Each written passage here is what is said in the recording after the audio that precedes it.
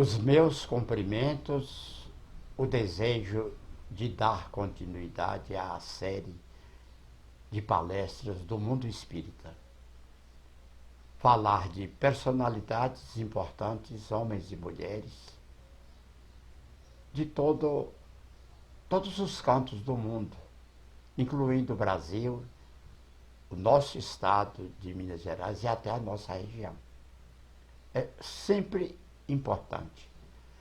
Cada qual contribuiu à sua forma, com a sua capacidade de trabalho, com o seu discernimento, o amor às pesquisas e aos estudos, de forma a contribuir decisivamente em benefício da evangelização, do conhecimento científico, de entradas intelectuais da filosofia, assim num caminho de evolução nesse planeta. Hoje vamos falar de Leopoldo Cirne, que nasceu em 13 de abril de 1870 em João Pessoa, na Paraíba, um nordestino, que em 1891, quase no fim do século, se transferiu para o Rio de Janeiro, a capital da República. Alfredo Pereira, ou espírita Alfredo Pereira, o levara a uma sessão de sexta-feira. Nada sabia Cirne de espiritismo e ele era materialista. Discutia-se naquela noite de 1894 a tese como conciliar o livre-arbítrio com o determinismo da prova. A conciliação do livre-arbítrio com o determinismo das provas terrenas. Leopoldo Cirne era espírita de nascença, assim como Adolfo Bezerra de Menezes. Eu já tinha assistido a uma reunião espírita mediúnica, de estudos, e na reunião seguinte, quando Dias da Cruz coloca em discussão a tese da noite, foi com desconfiança e curiosidade geral que aquele novato, o novato é Leopoldo Cirne, de olhos azuis, bonito e elegante, pediu a palavra, tirou do bolso umas tiras de papel e falou. O que aconteceu? O presidente sussurrou ao ouvido de Alfredo Pereira. Quem é esse moço? Resposta. Um amigo de Pernambuco que me veio recomendado pelo Teodoreto Duarte. O presidente. Agarra-o para nós. Precisamos dele. Quer dizer, o rapaz é bom demais. Resposta. Já está seguro. Vai ajudar-me no Reformador. O Reformador é a revista oficial da Federação Espírita Brasileira. Então o chegante já vinha mostrar a que veio. Realmente importante. Terminada a sessão, em vez de transmitir sua impressão, Cirne entrou a discutir com Alfredo Pereira a tese do dia como se fosse um veterano. Nada de pergunta. Já é a discussão. É coisa de quem sabe. Grande psicólogo, Alfredo percebeu a espontânea conversão do materialista e o seu grande talento.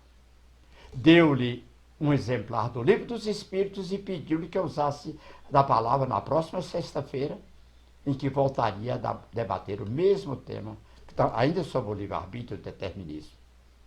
As forças latentes do seu famoso espírito despertaram para a missão como se fossem raios de sol de meio-dia.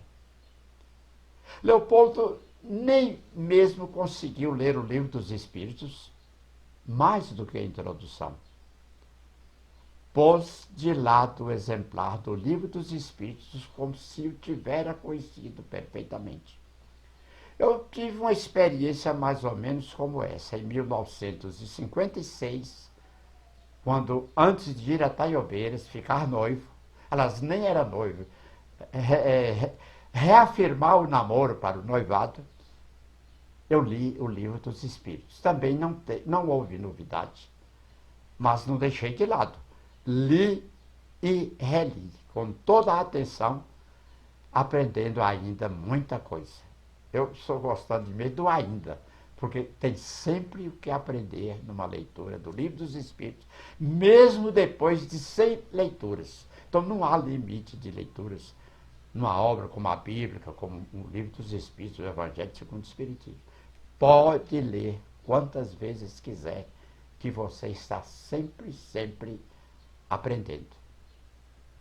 Tomou logo uma decisão e torna-se espírita. Toda a sua mocidade foi utilizada para a propaganda oral e escrita da filosofia que o empolgara desde o primeiro instante. Ninguém o excedeu em sacrifício de tempo, de saúde, de renúncia de prazeres mundanos, em holocaustos à doutrina espírita. Então, Federação Espírita Brasileira, onde Leopoldo Cinto se tornou vice-presidente em 1898.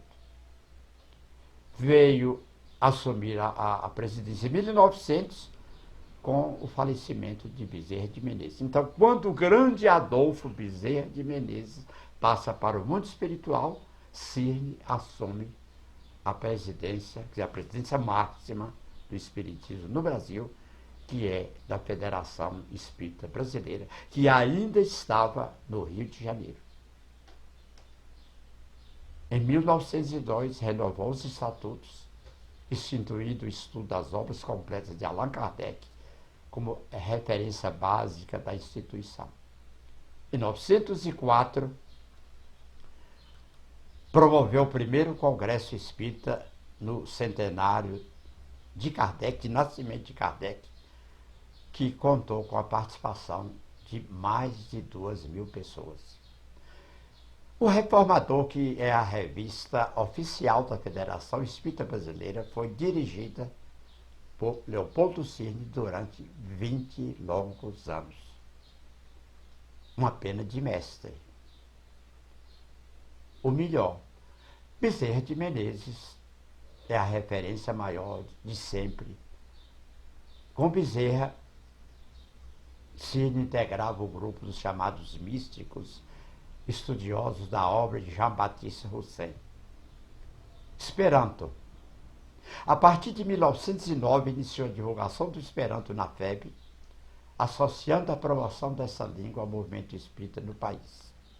É importante falar sobre o Esperanto, que Cirne adotou como, digamos assim, assunto importante e até certo ponto principal em alguns momentos da Federação Espírita Brasileira. Na verdade, ainda hoje, de cada 4 falantes do Esperanto, 3 são espíritas. Daí até outras religiões terem afastado da língua de Zamenhof, porque o Esperanto é considerado como se fosse a língua dos espíritas brasileiros. Maior parte de livros, maior parte de jornais e de revistas, o maior número de falantes. Escola de médiuns, que entendia Cirne a pedido de Kardec. Cirne se esforçou para implantar a Escola de Médiuns na FEB, Federação Espírita Brasileira. Visava a educação da mediunidade através do estudo sistematizado do Livro dos Médiuns, o que fazemos até hoje. Construção da sede da FEB, do prédio da Federação Espírita Brasileira, no Rio de Janeiro, que foi inaugurado em 10 de dezembro de 1911. 10 de dezembro de 1911. Livros. Cirne redigiu Memórias Históricas do Espiritismo, que é obra de referência para o estudo do movimento espírita. Observa bem, no Espiritismo, a doutrina, o estudo doutrinário, E o movimento espírita é o trabalho de estudo, de ensino, de aprendizagem, a parte social do espiritismo, o movimento espírita, das organizações. Redigiu ainda a doutrina e prática do espiritismo, uma das referências básicas do estudo durante muitas décadas. Cirne comunicou-se através de Chico Xavier, o médico Chico Xavier. Ele é personagem da obra Voltei, ao lado de Bezerra de Menezes, de Inácio Bittencourt, de Antônio Luiz Saião. Livros, Memórias históricas do Espiritismo, Doutrina e Prática do Espiritismo, Personalidade de Jesus, Anticristo Senhor dos Mundos. Correspondência com Leon Denis, com o grande Leon Denis. Cirne manteve correspondência com Leon Denis, tendo traduzido 2 livros dele, No Invisível e Cristianismo e Espiritismo. Sua imensa bagagem cultural e espírita de que era portador faz-nos lembrar nos dias de hoje Carlos Embaçaí, Herculano Pires, Deolinda Amorim, Aureliano Alves Neto, Hermínio Miranda, Bezerra de Menezes e tantos outros. Unificação espírita.